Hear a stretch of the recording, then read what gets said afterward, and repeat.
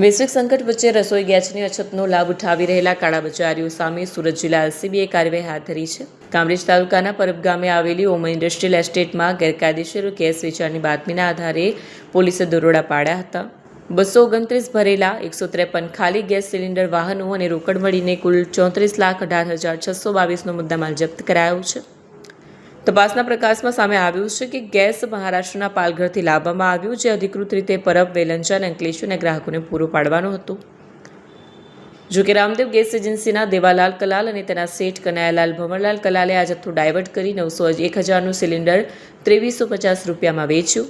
પોલીસે ઘટના સ્થળેથી 8 શખ્સોની ધરપકડ કરી છે। મુખ્ય આરોપી કનૈયાલાલ ફરાર છે, જે વોન્ટેડ છે। તમામ આરોપીઓ વિરુદ્ધ કામરેજ પોલીસમાં ગુનો નોંધીને કાયદેસરની કાર્યવાહી હાથ ધરાઈ છે। સુરત ગ્રામ્ય જિલ્લામાં રાંધણ ગેસના બાટલાઓનો ગેરકાયદેસર રીતે કાળાબજારી કરતા સંગ્રહખોરો અને વેચાણ કરતા ઈસમોને પકડવા માટે સુરત ગ્રામ્ય એલસીબીની ટીમ પેટ્રોલિંગમાં હતી।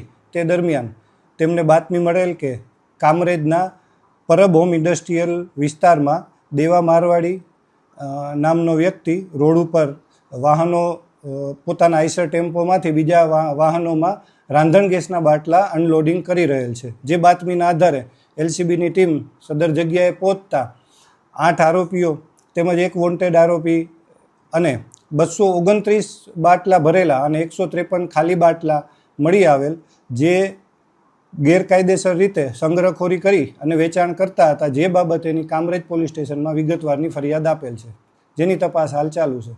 સાહેબ, આ બાટલા ક્યાંથી લાવવામાં આવ્યા હતા અને ક્યાં સપ્લાય કરવાના હતા?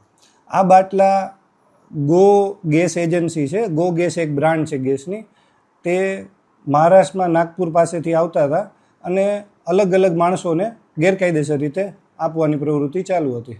આ જે ધરપકડ જે કરાઈ છે ઈસમને, એ લોકો ક્યાં સપ્લાય કરવાના હતા? એ લોકો એને ગ્રામ્ય વિસ્તારમાં તેમજ સિટીના અલગ અલગ વિસ્તારોમાં કરવાના હતા। જે બાબતેની હાલ વિગતવારની તપાસ ચાલુ છે। કેટલો મુદ્દામાલ કબજે કરાયો? બધો થઈને 34 લાખ રૂપિયાનો મુદ્દામાલ કબજે કરાયેલ છે। તેમાં 229 ભરેલા બાટલા છે અને 153 ખાલી બાટલા છે। આ લોકો કેટલા સમયથી આ કરતા હતા ધંધો? એ બાબતેની તપાસ ચાલુ છે। આ હમણાં આવેલી આ પહેલી ગાડી છે।